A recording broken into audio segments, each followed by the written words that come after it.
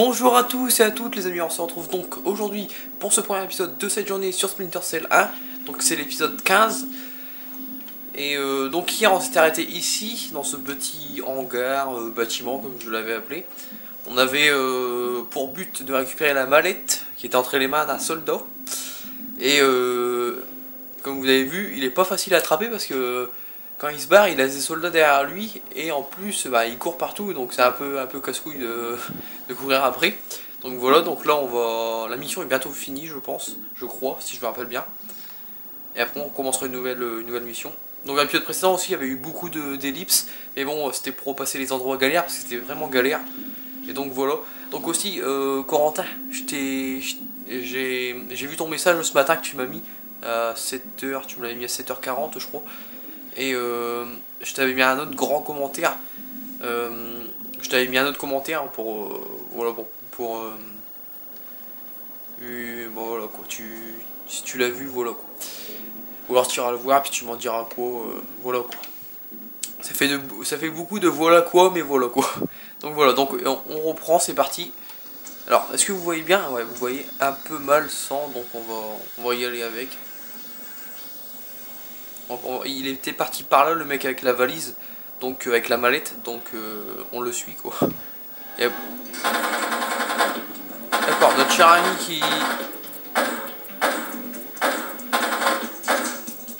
qui a pris une porte, s'est barré par une porte, ok. Pourquoi pas.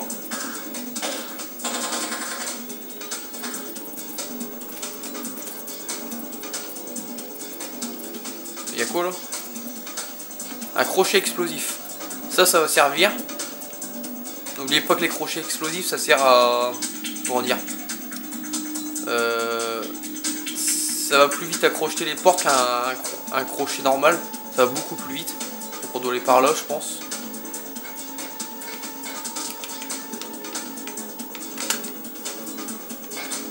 Alors lui, non mais là, attendez, je me surpose, mais alors là, l'intelligence artificielle dans ce jeu, c'est une catastrophe. C'est pas possible. Il a eu de la chance. Je passe devant lui, limite, il me voit pas. Il tire dans le vent, c'est pas sûr quoi il tire. J'avais mon viseur sur sa tronche pour lui mettre un headshot. Heureusement que j'avais plus de balles dans mon pistolet, sinon il y passait le pauvre. Il m'a pas vu en repartant, il est bigleux, c'est pas possible.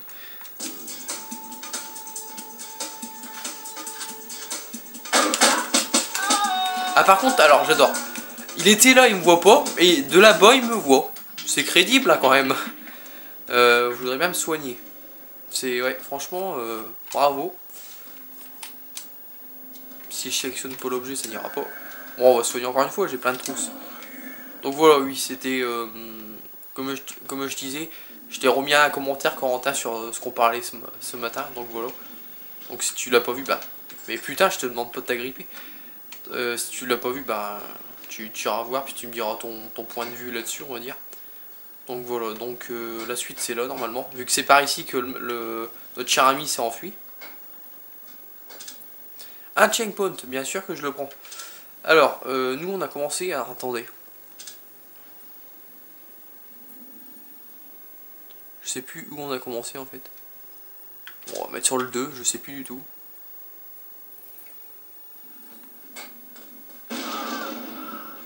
Donc voilà, là ça commence à exploser de partout, on va prendre le crochet explosif.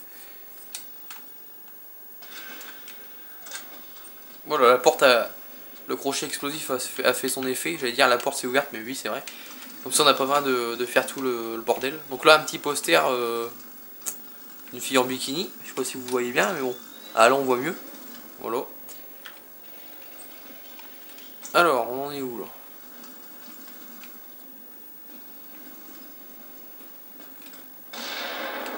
Alors, par là. Ah, le voilà, notre ami avec sa valise, il est là. Allez, on va le poursuivre. Allez, viens là, espèce d'enculé. Non, pas le corps, non, lâche ça. Mais putain, mais lâche ça. Oh non, j'ai cru que j'allais le choper. Il est parti où? Ah, il est en bas.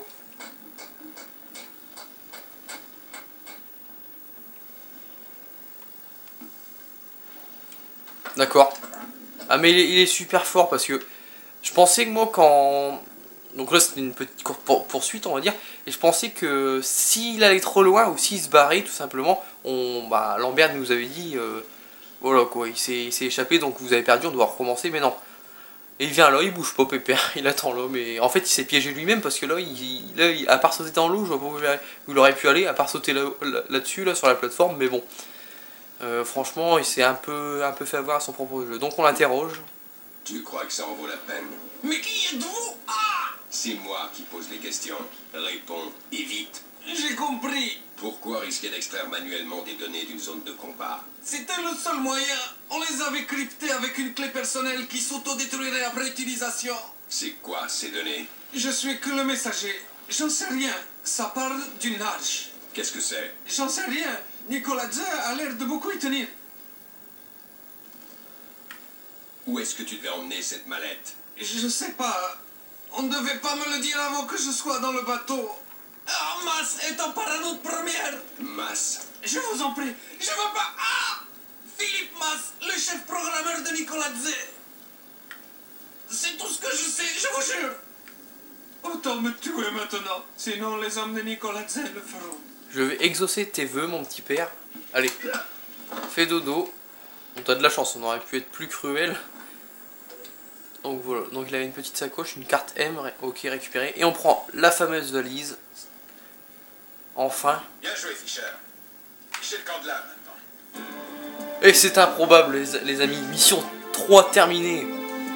Alors celle-là, franchement, elle a été très hardcore, cette mission-là. Pas longue, hein. Elle a duré, 3 épisodes. Mais qu'est-ce qu'elle était hardcore! Donc, là, nous résumer ce qu'on a fait. Donc, plateforme pétrolière de GFO, mer Caspienne, 27 octobre 2004, 10h21.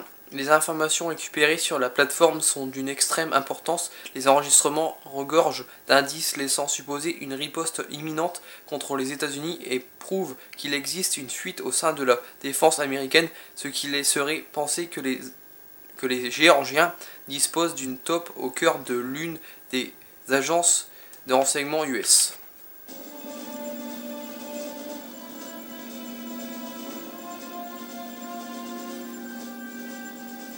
Est-ce que ça va te prendre encore longtemps, Wilkes? C'est ta fille en ligne. J'ai plus qu'à lancer le cryptage. Bon sang. Qu'est-ce qu'il y a, Grimm? Les données que tu as récupérées sur la plateforme. Pour obtenir des infos aussi précises, les Georgiens ont forcément une taupe à la CIA. Eh Fischer, c'est pour toi. Papa, Sarah, ça va? où tu es? Je rentre, je suis en Tu route. avais dit que tu appellerais la semaine dernière. J'ai eu un imprévu, je suis... désolé. C'est pas grave. Tu es en Géorgie? Tu sais bien que je peux pas te répondre, ma puce. Ouais, je sais. J'étais juste en train de regarder. Sarah! Sarah! Qu'est-ce qui s'est passé?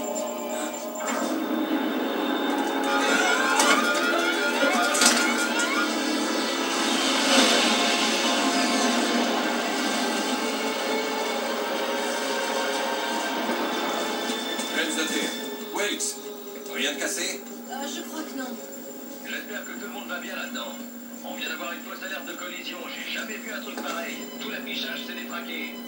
On est toujours en contact avec l'échelon 3? Je suis là, Fischer. Mais qu'est-ce qui se passe, bon sang? Nicolas Zé vient de déclarer la guerre aux États-Unis. Quoi? Les Géorgiens ont touché nos réseaux de communication, de transport et d'énergie. On ne connaît pas encore l'étendue des dégâts.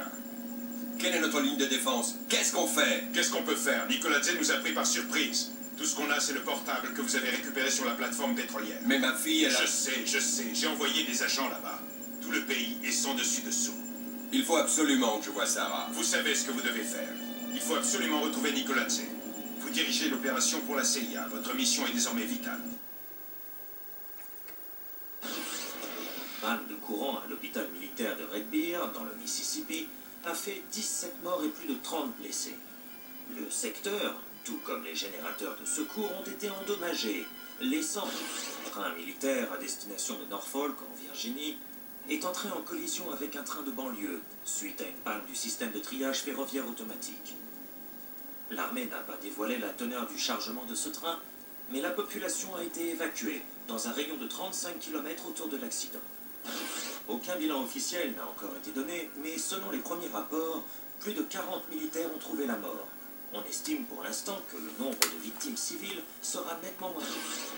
Journaux qui parlent de cyberterrorisme, de crise du renseignement, de guerre informatique. Sachez qu'aucun Américain ne sera vraiment en sécurité tant que nous n'aurons pas mobilisé notre armée. Différents services de secours, à cause de la paralysie de leur système d'information, n'ont pu réagir à l'accident qu'1 heure après. Les blessés ont succombé à leurs blessures, tandis qu'à Komben Nikoladze, le président géorgien toujours en fuite.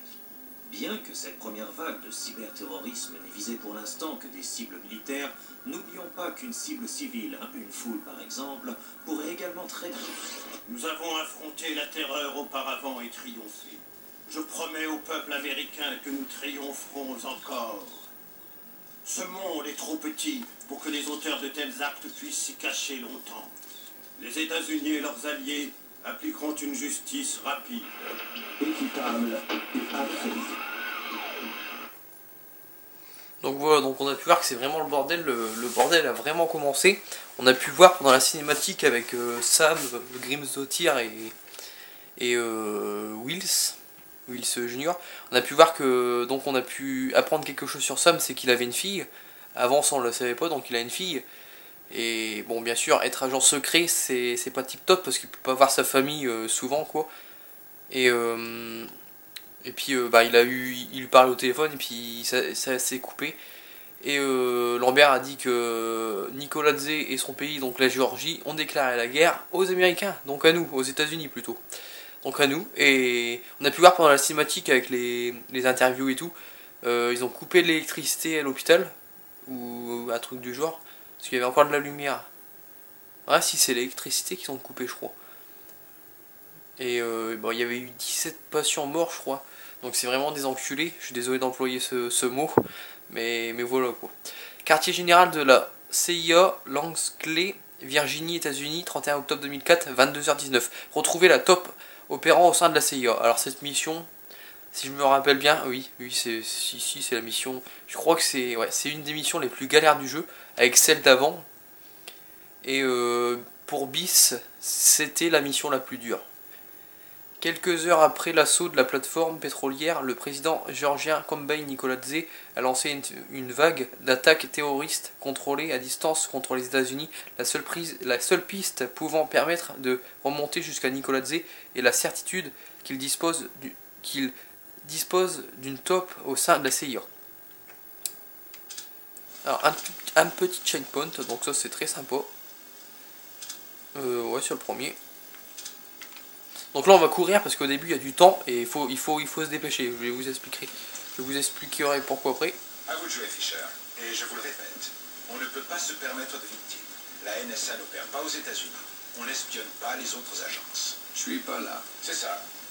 Vous n'existez plus jusqu'à la fin de la mission. On a synchronisé le minuteur de votre montre terminale sur une pause dans les ventilateurs du système d'aération. Profitez de ce créneau pour votre insertion. Donc voilà, donc cette mission en plus, alors je comprends pourquoi pour BIS c'était la plus dure. Moi je pense que c'est la plus dure aussi pour moi, parce que comme vous avez entendu, la CIA c'est pas vraiment des ennemis, mais nous ils nous considèrent comme un ennemi vu que c'est pas nos ennemis, parce que c'est comme nous, c'est un peu comme nous, mais ils sont comme nous quoi. C'est des gentils, mais nous s'ils nous repèrent bien sûr, ils vont croire qu'on est un intrus quoi. On est quelqu'un d'un autre pays et puis on va vouloir nous descendre. Mais vu que c'est des amis, bah c'est des gentils, on n'a pas le droit de les tuer, donc on peut juste les assommer. Donc là ça va être très très dur, sachant que je suis pas très bon en infiltration et en furtivité, donc ça va être très très dur là je pense. Donc là il faut se dépêcher parce qu'il y avait un mec là-bas et avec toutes les lumières il nous repère direct, et là il y a des autres mecs en face, mais on s'en fout. Et là il faut se dépêcher parce qu'il y a un chrono comme vous voyez, et il faut passer par ici. Alors pourquoi il y a un chrono, je vais vous le dire après. Hop, on descend.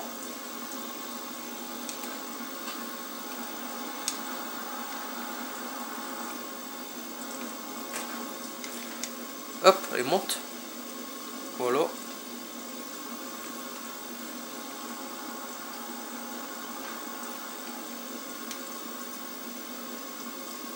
Voilà. Et en fait, il faut tout simplement rentrer par là. Par cette porte un peu bizarre. Et là, on atterrit où il y a des hélices. Donc, bien sûr. Donc là, encore un checkpoint. Donc, c'est pas mal du tout. Bien sûr que je le reprends. Donc alors, il y avait du temps parce que, comme vous voyez, les hélices repartent. Et si on aurait mis trop de temps, comment dire, à arriver jusqu'ici, à passer les hélices pendant qu'ils ne fonctionnaient plus, qu'ils étaient hors d'usage, et on peut passer, mais quand ils refonctionnent, et on peut pas passer quoi. On s'est fait niquer, on doit recommencer la mission pour gérer le temps quoi. Donc il faut faire très attention à ça. Et donc voilà, donc là on arrive, voilà, je vois où on arrive, donc ça y est, on est dans la CIA, dans les bureaux, dans le bâtiment quoi. J'ai regardé le temps de la vidéo, 15 minutes, ah oui déjà quand même. Bon, alors vous savez quoi, on va avancer encore un peu, je vais vous montrer un peu plus de la suite de cette mission, mais comment, si on meurt, bon, on recommencera au point de sauvegarde, il y a un point de sauvegarde là, et aussi, donc on doit passer au milieu, et aussi si on arrive à 20 minutes, on met sur pause, voilà. On n'a pas d'armes, ah oui c'est vrai, on n'a vraiment pas d'armes, on a que nos gadgets, donc les trucs pour garder sous les portes, les crochetages, et le crochetage de feu là, je sais plus comment on dit ça. On a que 3 bordels, donc c'est très compliqué.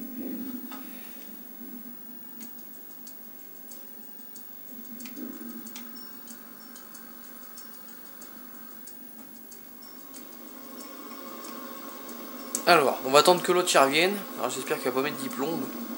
Là je suis totalement dans le noir. Je vois mon détecteur, il est totalement dans le noir, il devrait pas me repérer. Il y avait un mec, mais il est parti, normalement il va revenir, si je me trompe pas. Par contre il met du temps à revenir. Il est un petit peu long, pépère. Alors vous voyez, pour pas qu'on tue d'agents de la CIA, de garde de la CIA, on n'a pas notre pistolet.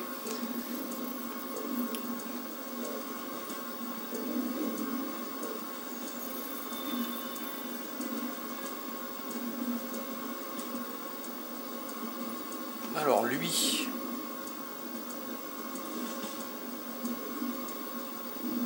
Alors attendez, je regarde où il est. Il est là, ok.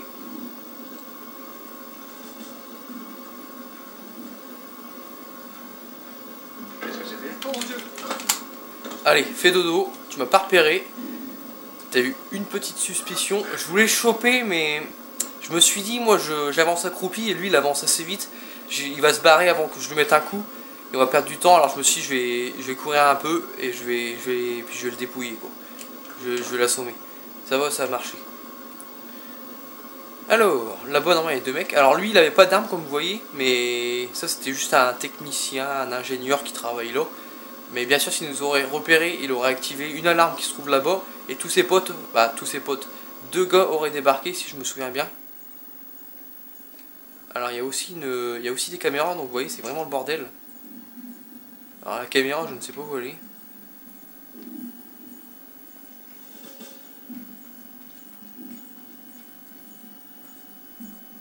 Allez au fond.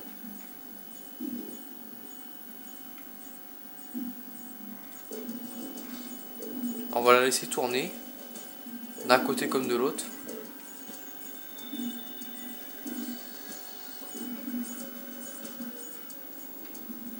Voilà. Donc ici il y avait une alarme juste avant, je ne l'ai pas montré parce qu'il y a la caméra et vu qu'on n'a pas d'arme pour la péter c'est un peu chiant. Mais il y avait un bouton et si le mec il aurait appuyé dessus il aurait fait appel à ses potes. Il y a une alarme, ses potes seraient venus. Alors par contre il y a un mec qui arrive, je l'ai pas entendu venir lui. On va le laisser venir, on va voir ce qu'il veut me faire. Pourvu qu'il me repère pas, c'est tout ce que je lui demande. Donc vous voyez lui il a une mitraillette. Alors je vais regarder le temps de la vidéo. 19 minutes, allez on joue encore un petit peu les amis et on s'arrêtera ici pour cet épisode.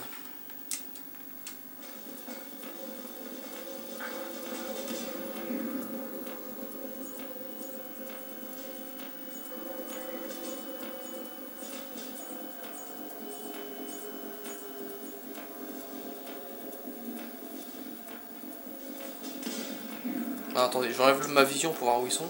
D'accord, j'en ai rien. Alors, par contre, c'est vraiment chiant parce qu'il y a les lumières, il y a les soldats. Ouais, c'est vraiment dur. Alors l'autre, je sais pas où il est.